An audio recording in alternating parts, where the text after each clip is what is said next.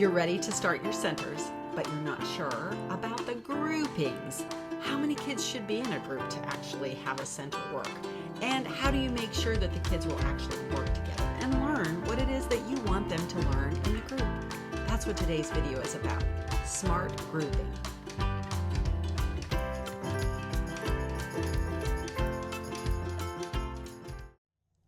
The first question most teachers ask is how many kids should be in a group. And there's kind of a magic number. You can have pairs, but pairs is not a group. You know, finding a buddy and doing it with a buddy, that's not really a group. And a trio, 3 is probably not really a group either.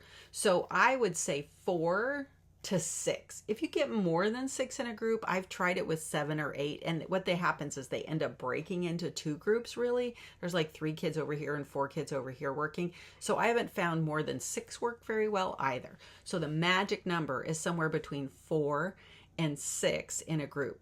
So you just take the total number of kids in your class, divide it by 4, divide it by 6, or 5, and you'll get the right number of kids for that group. I have about 20, somewhere between 22 and 26 in a class. So generally 5 in a group is about what I get, 5 or 6. The next question I get is who should choose the groups? Should the classroom teacher choose the groups? Sometimes. Should you choose the groups? Probably most of the time. And should the kids choose the group? Sometimes if your kids are used to centers and you know them pretty well.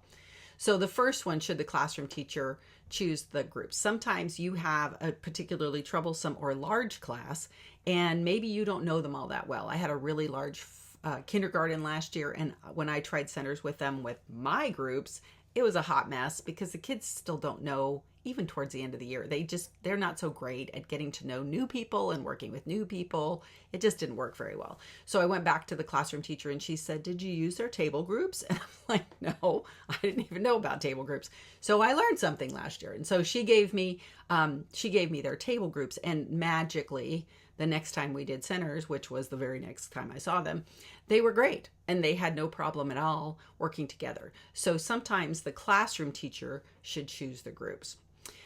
If you choose the groups, maybe you're just having general groups, you're not leveling them for any particular reason. You're just having, 5 kids and 5 kids and 5 kids or whatever. And you're not sure if that's going to work. You might run that by the classroom teacher and say, "Do you think this will work?" Again, if you have a somewhat troublesome group or a group you don't know that well, that's a good way to do it, because those classroom teachers are with them all day long. They know them better than we do. And even if you've seen them for many years, because they're a different kid this year and they work in groups and partners and tables and all that sort of thing in their room all the time. So the classroom teachers really do know who can work together and who can't. So run your list by the classroom teacher and see if that'll work. The next question is kids choosing the groups. Sometimes if you have a really good class and they know each other well and they've worked together and you've done centers for a while, you could have them choose their own groups. In the spring, we have a unit in the 5th grade about sound science. So that goes with their science unit. They learn about sound and light and that sort of thing. And so we have a sound unit in music as well, the science of sound, and they get to do experiments. Well, I have choice centers for that, and they just go to the experiment they want to do at that time. And as long as there's not more than 6 kids at the experiment, they can go to that particular center. So they have to complete all 4 in the class, but they can choose where they go. So there's really not even a particular group. So each center might be a separate group. The classroom teacher can choose the group, you can choose the group, and kids can choose the group. If you decide to make your own groups, there's a couple of different ideas I want to share with you about how to make your own groups. The first way, and probably the simplest way, is to just count them off. I have 5 centers. I go 1, 2, 3, 4, 5, 1, 2, 3, 4, 5, 1, 2, 3, 4, 5. All the 1s go to 1, all the 2s go to 2. That's where you're starting. And that is super easy. If you have a group that you've done centers with for a while, you know the kids, they're nice kids, you know they're going to be working together well, you don't have a lot of big behavior problems, that will work out just fine. It's fine. That is also okay if you're doing kind of general centers. Maybe you're passing out recorders in your center. You're doing we're going to be doing getting to know you centers here pretty quick. And I don't care if they have a lot of musical knowledge or not musical. I just want them to do something together, right? That's the thinking with the counting off random centers. The second thing you could do is do a pre-test. I've heard a lot of people have done this, and I've done this particularly for recorder, but I would be interested in your comments below if you use pre-tests for different kinds of centers. So maybe you're doing rhythm centers and you've done a pre-test for rhythms and you realize that this group of kids really doesn't even know what a quarter note is, and that group of kids needs to learn some advanced rhythms and they can do multiple patterns together and they're amazing. So maybe you're going to have the kids that aren't as skilled with the rhythms in one group and then up the line as you go. So that takes a little bit more pre-planning, but if you are up for that, go for it. I tend to mix them up because I think kids really learn well together and they can teach each other. So if I've got a kid that's a little bit higher in a group, they can help the kids that are a little bit lower. But maybe you want to do a teacher-led center with these kids, and so you want to be able to work directly with the children who need your help in that particular way.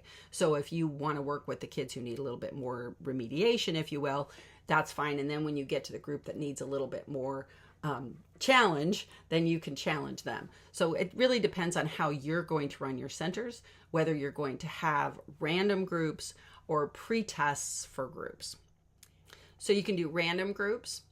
You can set the groups based on some pre-test criteria, or you could actually have permanent groups. So let's talk about that. The last question people ask me about grouping is, should I change it up or should I leave them in the same group the whole year? This again depends on your kids, which is a lot of the answer when you're talking about grouping. Some classes really need that feeling of community and they don't deal with change well. So if you have a class that you really feel would benefit from building community and don't really deal with change really well, set up groups and keep them the same for a longer period of time. Maybe you keep them the same for the whole year. Maybe you keep them the same for the semester, half of the year, or even changing them up if you do centers quite frequently, even by the quarter. I tend to not do them as frequently. I'm a big center person, but I have a lot of other things to do in a limited amount of time with my students. So I do centers periodically, maybe once or twice during the quarter. So for me, it wouldn't make sense to change up the groups more than semesters. But for you, maybe it would. If you see the kids 3 or 4 times a week and you do centers pretty frequently, then yeah, every quarter changing it up would be good. But let the kids know that you're going to do that. If you do decide to do permanent groups or permanent teams, it's really fun if you have them create a team name and you create a team cheer and you create a team logo. I don't know, whatever it is you want to do so that the kids really get to know each other. And I would definitely take time as you're setting them up to do some of that get to know you stuff. Find something, 3 things in common. You know, some of those team building activities that people do, you know, we've all been at the in-services and done team buildings, and that really actually works for the kids too, because they don't really know how to get to know each other. But if you say, hey, find 3 things in common, and it can't be that you're alive, then that forces them to sort of talk to each other. So you can have permanent groups. I also change up the groups pretty frequently myself. I like them working with different kinds of people, and we talk about that at the beginning of the year, that in this room, you know, you're going to be doing stuff with different kinds of people, and they may be your favorite people and they may not be your favorite people, but this is the world and we all need to work together to achieve a goal, even up into grown-up time. And I talk to them about how, you know, I respect everybody in my building, but they're not all my best friends. And they're like, what? You don't love everybody? I mean, you know, I don't have a huge issue with anybody in my building, but yeah, I don't have to be best friends with everybody to get things done. And they're like, oh my gosh, that's fantastic. So it's a shock to them sometimes to find out that, yeah, you don't have to be best friends with people to actually do a center activity with them. You're only with them for a day. It's fine. You'll be fine. So to summarize, you can have permanent groups, you can have semi-permanent groups, or you can change them up all the time. It's really up to you and your students. But there's some options for you as you get your groups together. Thanks for joining me today. I hope this video has been helpful to you as you start to use centers in your classroom. If it has, please subscribe, hit that like button, and if you will, share it with a friend so that we can all learn. We'll see you next time.